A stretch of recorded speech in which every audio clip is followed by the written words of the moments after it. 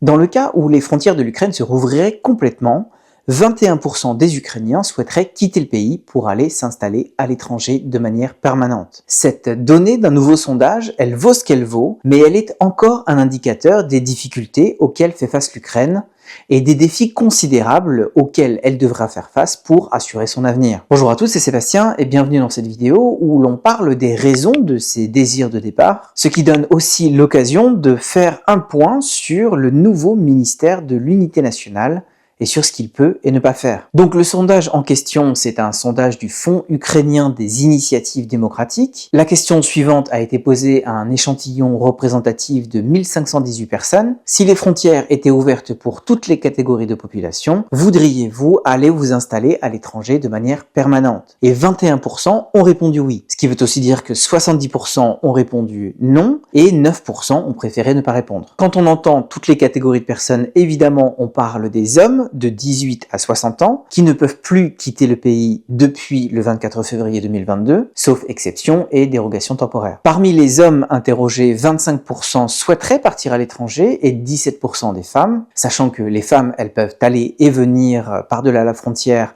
depuis 2022, mais ce sont les jeunes qui souhaiteraient le plus émigrer puisque 33% des 18-29 ans souhaiteraient quitter l'Ukraine. Donc si on projette ces résultats de sondage sur la population qui est encore présente en Ukraine, cela veut dire que 6 300 000 Ukrainiens souhaiteraient quitter le pays pour aller s'installer à l'étranger de manière permanente. Et ça évidemment c'est considérable compte tenu du fait que entre 6 et 8 millions d'Ukrainiens, donc principalement des femmes et des enfants, ont déjà quitté le pays depuis le 24 février 2022 pour s'installer à l'étranger, notamment dans les pays européens. Donc évidemment, on manque de chiffres précis et vous pouvez bien vous douter que toutes ces questions d'émigration et d'installation, elles sont aussi relatives. Il y a des gens qui vont dans un pays pendant un an et ensuite qui reviennent en Ukraine et ensuite qui repartent pour quelques mois à cause de raisons liées à la guerre, à l'économie ou à l'éducation des enfants. Mais ce sont les estimations avec lesquelles on travaille depuis 2022. Donc dans le cadre de ce sondage, parmi les raisons principales qui motiveraient au départ,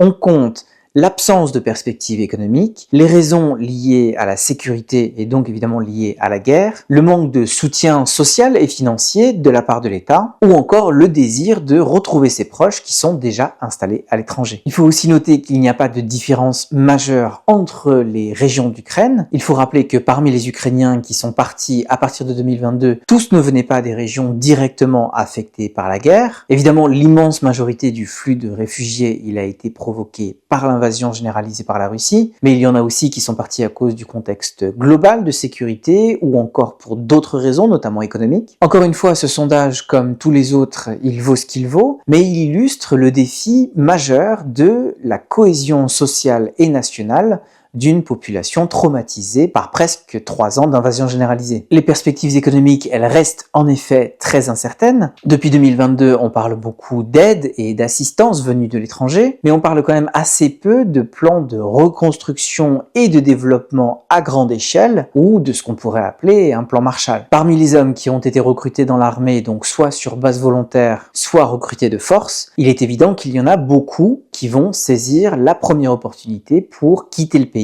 à la fois pour retrouver leurs proches établis à l'étranger, mais aussi pour échapper au risque d'une nouvelle fermeture des frontières et d'une nouvelle politique de mobilisation. Et il y a aussi un certain nombre de déplacés internes qui vivotent en Ukraine depuis 2022 et qui, faute de perspective et voyant que l'aide de l'État, eh bien, elle se réduit au fur et à mesure, eh bien, ils se cherchent un nouveau modus vivendi. Et toutes ces questions, elles doivent donner du grain à moudre au nouveau ministère de l'Unité nationale, qui a été formé donc début décembre 2024, donc c'est vraiment tout frais. Et d'ailleurs, on n'a pas encore beaucoup de détails sur les compétences de ce ministère ou même sur son budget, mais il a un portefeuille très large puisqu'il doit assurer les liens entre les Ukrainiens actuellement en Ukraine dans les territoires contrôlés par le gouvernement, mais aussi dans les territoires temporairement occupés, les Ukrainiens de l'étranger, ainsi que s'occuper des vétérans de guerre ou encore des personnes déplacées. Et donc ce ministère doit assurer la cohésion nationale et sociale de ces Ukrainiens éparpillés, dont environ un tiers, si ce n'est plus, vit en dehors des frontières du pays. C'est évidemment une tâche colossale, et ça fait que politiquement ce ministère doit avoir un rôle pivot, et ça pourrait en faire l'un des plus importants, l'un des plus influents porteurs portefeuille au sein du gouvernement. Et par exemple, une de ces tâches, eh bien, c'est tout simplement de trouver les Ukrainiens de l'étranger. Puisque j'ai dit que entre 6 et 8 millions d'Ukrainiens vivent à l'étranger, donc notamment dans des pays européens, mais sur les listes consulaires à travers les ambassades d'Ukraine de par le monde, on n'a que 400 000 personnes qui sont enregistrées. Et donc ça veut dire des millions de personnes qui ont physiquement et administrativement perdu tout lien avec les institutions d'État. Ce qui pose évidemment tout un tas de problèmes, et pour n'en citer qu'un seul, vous pouvez vous imaginer ce que ça pourrait donner dans la perspective de l'organisation d'une future élection. Il y a donc beaucoup de choses sur la table de ce nouveau ministère, et plus globalement un nombre de défis incalculables à relever pour l'Ukraine et ses perspectives d'avenir au-delà de la guerre. Merci d'avoir regardé cette vidéo jusqu'au bout, je file et je vous retrouve très vite.